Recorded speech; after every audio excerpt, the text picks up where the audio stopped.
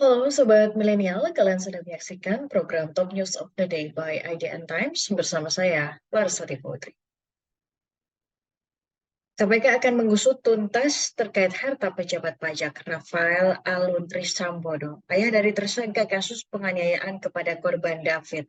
Hal itu pun disampaikan langsung oleh Wakil Ketua KPK, Nurul Gufron. Komisi Pemberantasan Korupsi memastikan segera mengusut tuntas harta yang dimiliki oleh ayah tersangka kasus penganiayaan Mario Dandi Satrio, di mana sang ayah merupakan pejabat Direktorat Jenderal Pajak Rafael Aluntri Sambodo di luar yang tercatat di LHKPN. Selain itu, pihaknya juga menyampaikan akan mencari data-data lain dengan bekerjasama dengan Itjen Kementerian Keuangan. Bahwa setiap penyelenggara negara, utamanya pejabat-pejabat yang strategis yang memiliki potensi atau kerawanan korupsi, itu diwajibkan LHKPN dan menjadi wewenang KPK. Yaitu itu kami sepakat itu. Tetapi sekali lagi perlu dipahami bahwa kecurigaan itu, transaksi yang mencurigakan karena tidak sesuai dengan profil itu kan kemudian harus kami tindak lanjuti dengan mencari tindak pidana korupsi yang menjadi asal sumbernya. Nah, ini kadang yang banyak terjadi, mohon maaf, yang bersangkutan itu selalu kemudian menggunakan transaksi cash dari yang bersangkutan sendiri.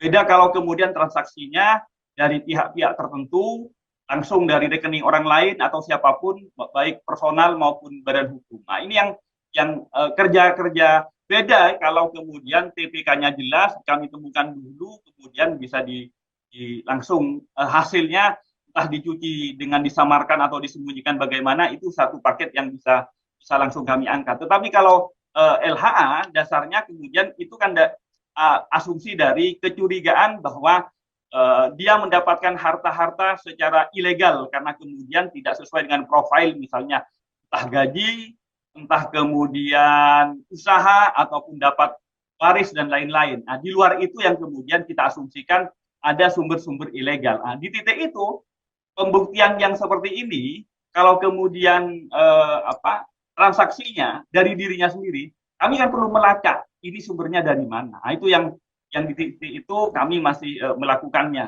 Bahwa kemudian mungkin saja sebagaimana disampaikan Bu Yenti, ini baru kecil gitu. Mungkin seandainya tidak ada kasus penganiayaan, malah kemudian tidak ada yang memperhatikan, bahkan tidak ada yang tahu. Mungkin begitu, tetapi sekali lagi subjek hukum yang rawan korupsi itu memang potensinya sangat banyak, sehingga kami terus terang sangat mencermatinya secara prioritas. Karena kebetulan yang ini yang mencuat, sesungguhnya yang lebih besar dari ini yang sedang kami cermati lebih banyak lagi, tapi kami memang masih belum selesai. Tak hanya Wakil Ketua KPK Nurul Gufron, mantan Ketua PPATK Yunus Hussein angkat bicara saat diwawancarai oleh pimpinan redaksi IDN Times, Uni Lubis, dalam program Ngobrol Seru. Diketahui PPATK menyampaikan kasus ini bukan hanya yang bersangkutan. Waktu 2012 itu ada sejumlah orang pajak yang disampaikan laporan kepada. Jadi orang pajak ya Pak? Kepada KPK ya, bukan hanya ini saja sebenarnya. Dan KPK seharusnya kalau dapat informasi seperti itu ya ada baiknya untuk memfollow up langsung ya, dan dengan informasi yang masih mentah saja itu udah diolah di PPATK. Dan beliau ini terkait dengan banyak orang, dengan Angin Prayitno terkait, dia mungkin satu perguruan ya, dia dekat sekali yang saya dengar ya. Kemudian yang lain-lain juga ada kaitannya.